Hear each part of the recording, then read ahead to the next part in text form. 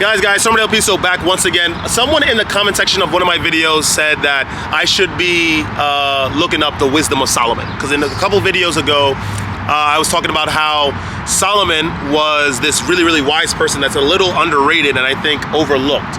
But I also knew that a lot of secret societies, Freemasons especially, like to pervert a lot of his words into serving their own nefarious purposes, which is like has to do with child trafficking, all this kind of stuff. So, which I want no part of.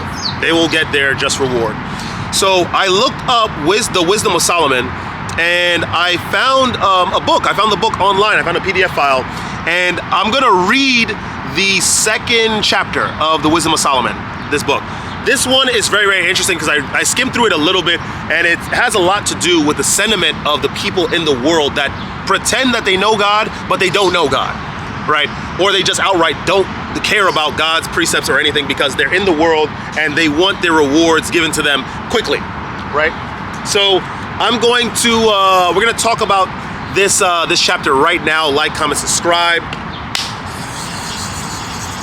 Let's go, right? So the chapter begins. Well, first of all, let me introduce King Solomon. King Solomon is a son begotten of King David. King David begot Solomon with Bathsheba, which is the wife that he stole from Uriah the Hittite and put him to death through manipulation, which is crazy, by the way, because he was blessed by God to lead Israel. It was nuts, but it's kind of nuts. And of course, having committed sin, King Solomon, even though he was incredibly wise, he asked for wisdom from God and was given wisdom. He didn't act in accordance with the knowledge that he was given, and he had many wives and committed the sin of mass fornication. And with his in his dying years, he gave us the Proverbs and of course the Ecclesiastes and apparently wisdom of Solomon. So let's talk about it, you guys. Like, comment, subscribe, like I said, and let's get right into it. This is the beginning of chapter 2.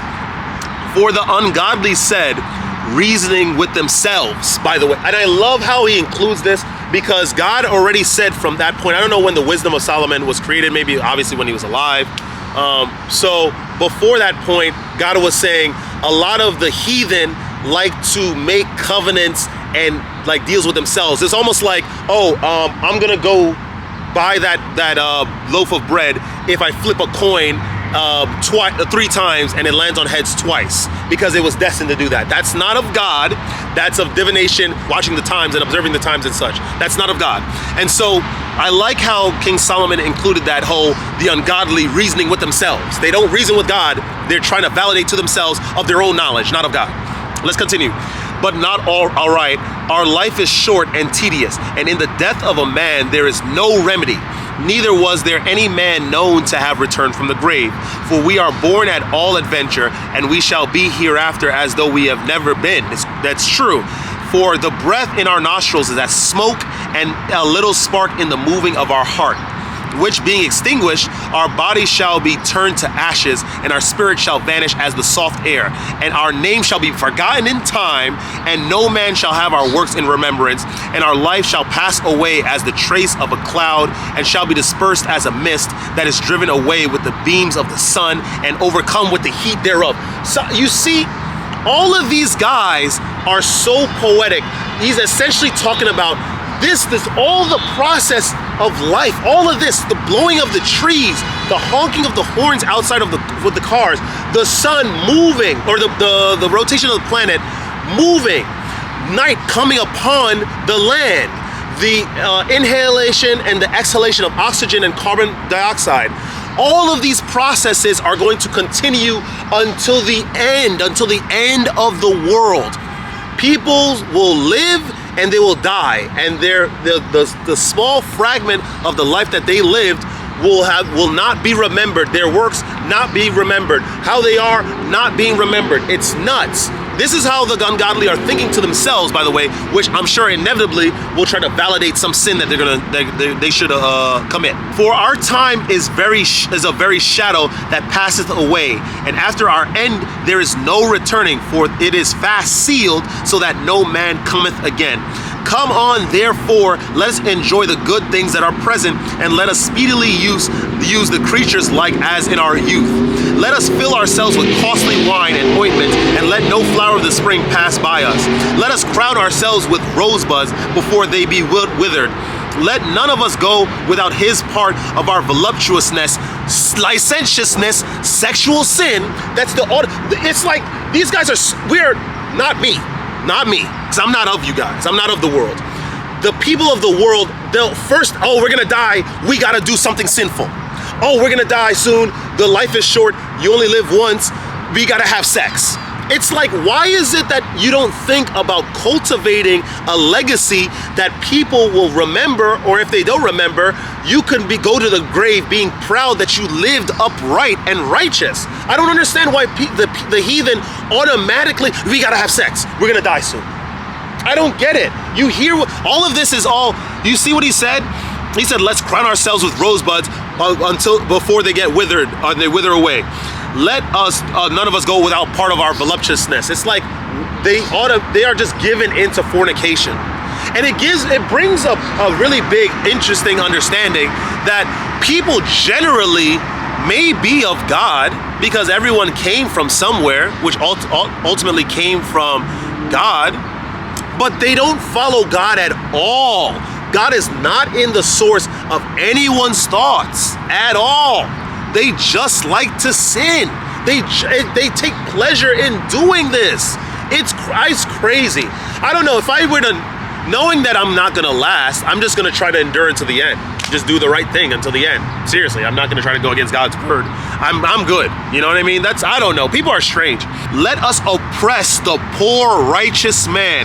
Let us not spare the widow, nor reverence the ancient gray hairs of the aged. Let our strength be the law of justice. Just like in Shin Megami Tensei, there was the factions of law and chaos. Chaos is the one that's more applicable here and more applicable to the world. Might equals right. If you're stronger, then you are correct. Let our strength be the law of justice, for that which is feeble is found to be nothing worth.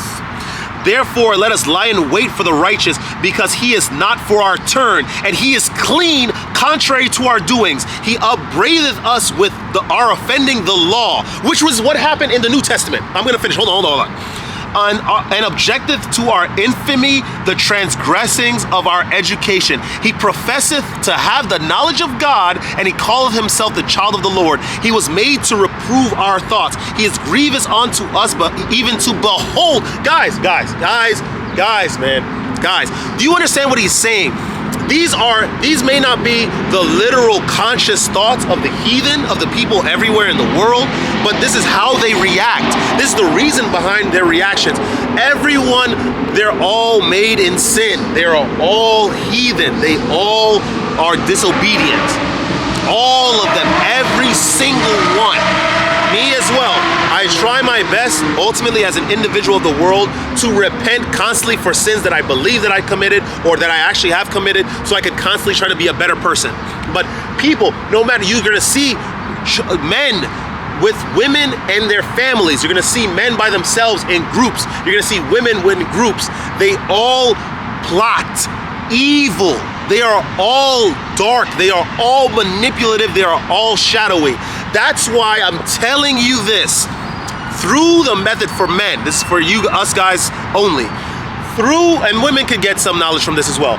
When you do semen retention, you have to understand not only you are restraining yourself to bolster yourself physically, you are also separating yourself from the habits and the machinations of the world. Sin, transgression, fornication, evil, manipulation, obfuscation of information, clandestine navigation of dark, shadowy corridors in order for clandestine, covert ends. This is what the people of this world love. When you separate yourself from that just through the first gate, the first means of semen retention, you are not trying to fornicate. You are not trying to share your energy with everyone else. You are retaining your force. You are thinking higher. You're trying to understand more about the world. You are now seen as an enemy. You said, what did Solomon say? Solomon said this, even to behold him. Where is it?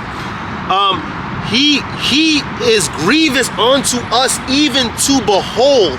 Your presence on semen retention, it is your non-verbal actions. It is the way that you spiritually are emitting from your soul's energy, because it is being cultivated and refined as silver in a furnace due to your practice of semen retention, the correct practice. There is no leakage, there is no edging, there is no fornication whatsoever.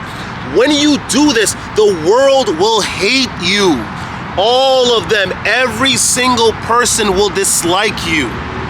It's because you are carrying a vibration. You think that you could be saved in Kazakhstan. You think that you could be understood in Serbia. You think that you could be held in Venezuela. You think that you could be understood in Iceland.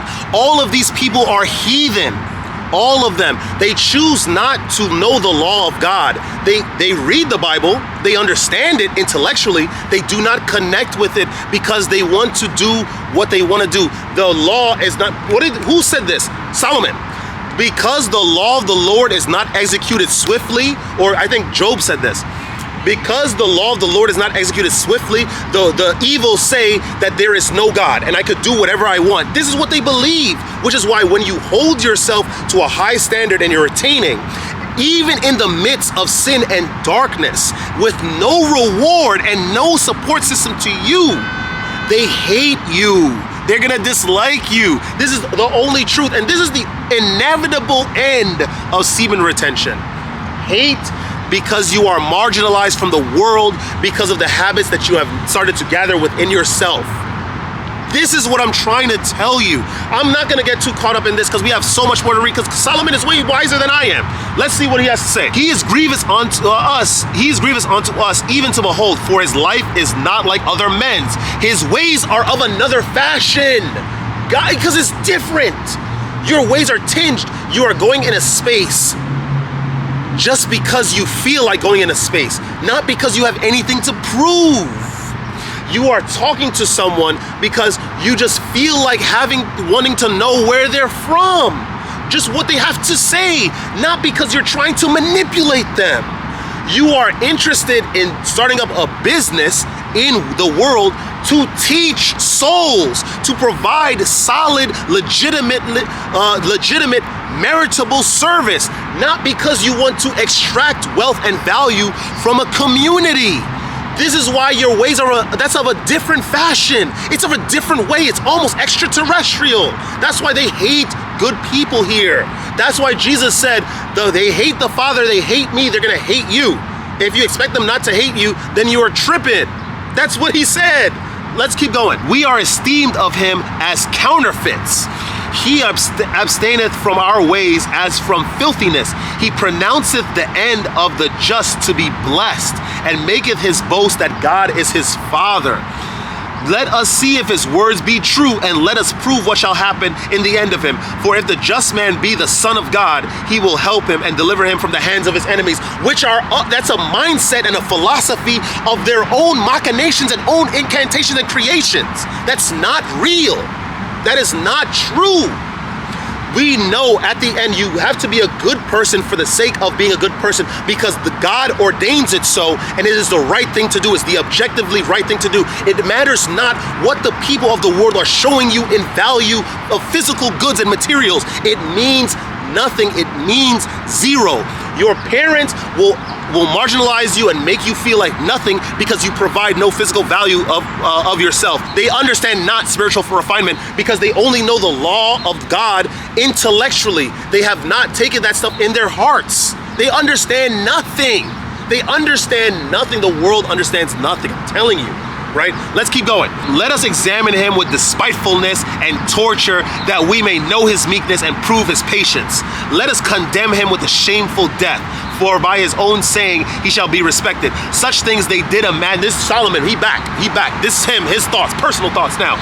Such things they did imagine and were deceived, for their own wickedness hath blinded them. As for the mysteries of God, they knew them not. I already knew that was coming up. Neither hope they for the wages of righteousness, nor discerned a reward for blameless souls.